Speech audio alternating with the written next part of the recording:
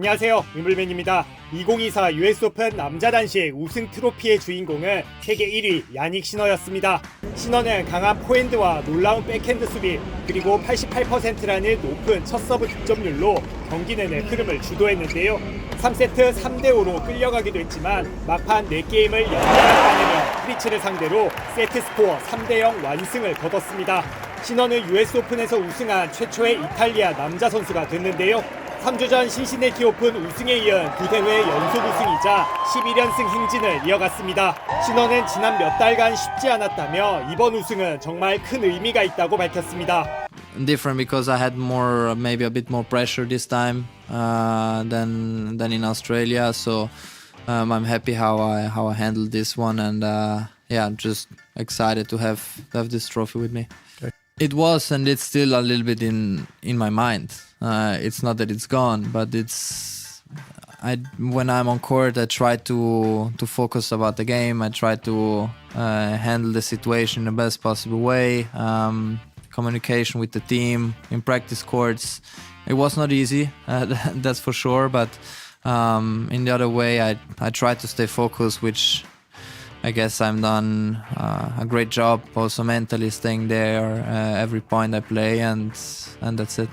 시너에겐 올해 클레이 시즌을 기점으로 크게 3가지 이슈가 생겼죠. 먼저 부상과 여자친구입니다. 시너는 올해 클레이 첫 대회였던 몬테카를로 마스터스 당시 다리와 골반을 부여잡으며 통증을 호소했는데요.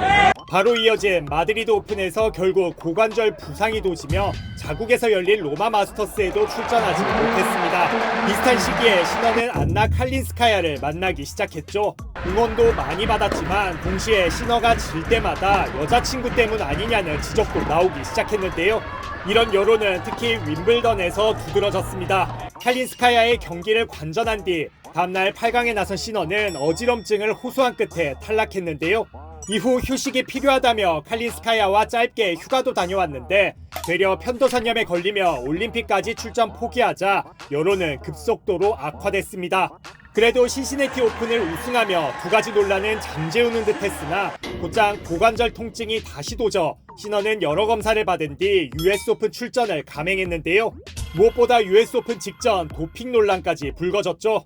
시너는 지난 3월 ATP 1000 BNP 파리바 오픈 당시 시행된 소변 검사에서 금지 약물인 클레스테볼이 검출된 걸로 드러났는데요. 시너 측은 손가락을 다친 물리치료사가 이 약물이 포함된 스프레이 치료제를 쓴 뒤 시너를 마사지하면서 벌어진 일이라고 소명했습니다. 검출된 양은 10억 분의 1 정도였는데 테니스 청렴기구는 5개월간 실험과 조사를 거쳐 소명이 타당하다고 결론 내렸습니다. 세계 반도핑 기구와 ATP도 별다른 항소를 하지 않으면서 출전 정지 징계 없이 사건은 일단락됐는데요. 곧장 팬들은 물론 선수들 사이에서도 시너의 도핑 논란을 바라보는 시각은 크게 3가지로 갈렸습니다. 우선 시너가 그럴 선수가 아니라며 단지 시너팀의 실수였다고 보는 의견, 공식 무혐의를 받은 만큼 거기에 이의 제기는 하지 않으나 무징계 부분에는 과연 다른 선수들과 공평한지 또 앞으로 공평할 것인지 의문을 갖는 의견, 마지막으로 이유를 불문하고 도핑 적발은 절대 용납할 수 없다는 시각이었는데요. 도핑 논란을 의식해 일부러 올림픽에 나오지 않은 것 같다는 의혹도 나왔습니다. 응원과 곱지 않은 시선이 혼재하는 상황에 시너는 자신은 결백하다고 밝혔습니다.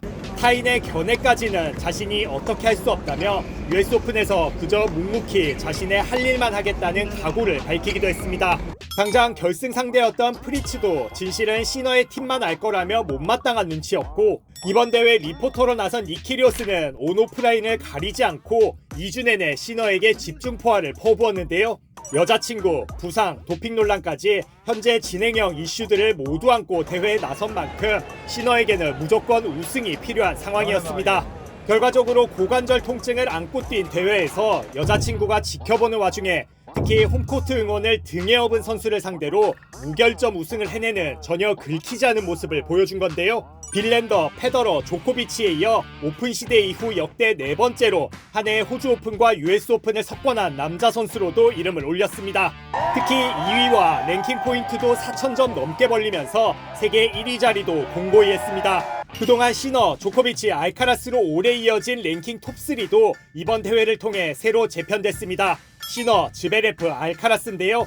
알카라스는 올해 메이저 2대회를 휩쓸었지만 투어 대회 성적이 뒷받침하지 못하면서 3위 자리만 오래 지키고 있습니다.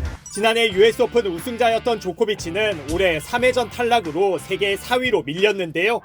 올림픽 금메달로 골든슬램은 완성했지만 올해 메이저와 투어 대회에서는 한 차례도 우승하지 못하면서 이제 연말 ATP 파이널스 출전을 걱정해야 할 처지에 놓였습니다. 지난해 하반기를 휩쓴 조코비치는 이제 남은 시즌에 지켜야 할 포인트만 2300점이라 여러모로 부담스러운 상황입니다.